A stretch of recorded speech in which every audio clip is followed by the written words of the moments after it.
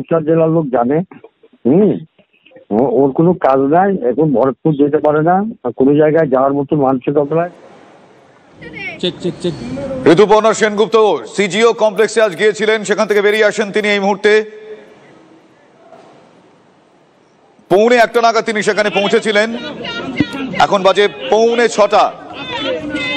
5 ঘন্টা সিজিও কমপ্লেক্সে আজকে অভিনেত্রী ঋতুপর্ণা সেনগুপ্ত। রেশন দুর্নীতি মামলায় অভিনেত্রীকে তলব করে কেন্দ্রীয় এজেন্সি। অভিনেত্রীর একটি সংস্থায় রেশন দুর্নীতি টাকা গিয়েছে বলে ইডির দাবি। সেই ব্যাপারেই তাকে জিজ্ঞাসাবাদ করতে ডাকা হয়েছিল বলে ইডি সূত্রে খবর। এর আগে 5ই জুন তাকে ডাকা হয়েছিল, তখন তিনি বিদেশে ছিলেন বলে আসতে পারেননি। আজ তিনি হাজিরা দিয়েছেন। এই মুহূর্তে তিনি সেখান থেকে বেরিয়ে আসলেন। প্রায় দীর্ঘ 5 ঘন্টা আজ সিজিও কমপ্লেক্সে ছিলেন ঋতুপর্ণা সেনগুপ্ত।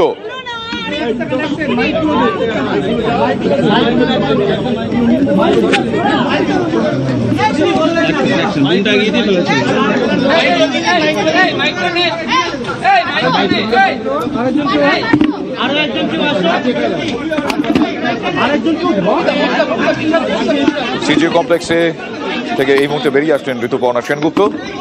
আজ 1:45 নাগাদ তিনি সেখানে পৌঁছন। দীর্ঘ 5 ঘন্টা সিজিও কমপ্লেক্সে ছিলেন তিনি।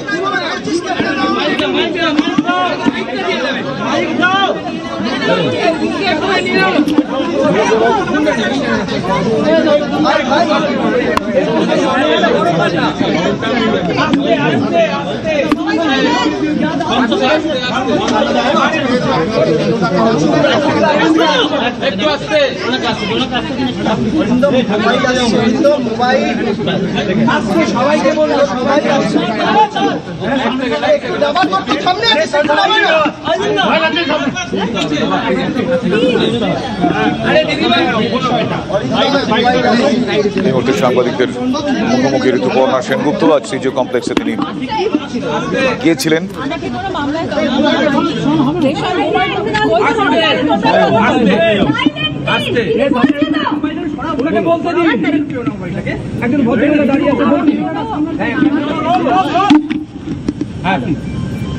আমাকে কিছু ডকুমেন্টস প্রোভাইড করতে বলেছিল ওদের ইনভেস্টিগেশনের কোঅপারেশনের ব্যাপারে।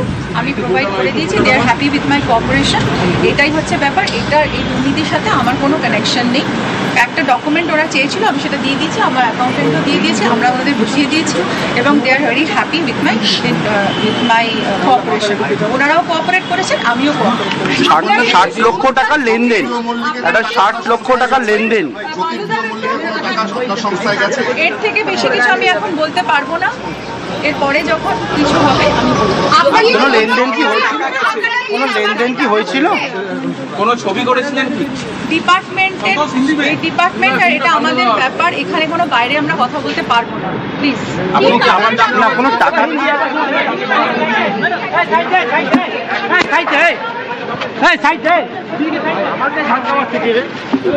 সাংবাদিকদের বললেন যে আজ তাকে ডেকে পাঠানো হয়েছিল, কিছু ডকুমেন্টস চাওয়া হয়েছিল, তিনি সেই ডকুমেন্টস দিয়েছেন। এই দুর্নীতির সঙ্গে তার কোনো যোগাযোগ নেই বলে তিনি আজকে দাবি করছেন।